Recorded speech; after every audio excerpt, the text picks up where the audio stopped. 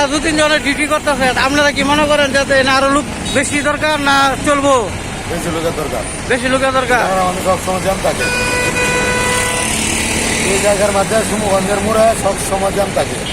এখানে ট্রাফিক আরো বেশি দেওয়ার দরকার। আর বর্তমানে 3 জন ডিউটি করতেছে, 3 জনে হয় না, আরো বেশি দরকার। আর এই বাম পাশের অটোগুলার কারণে রাস্তা জ্যাম থাকে বেশি। এই যে এই বাম সাইডে নাকি? বাম পাশের অটোগুলার কারণে জ্যাম থাকে রাস্তায় বেশি।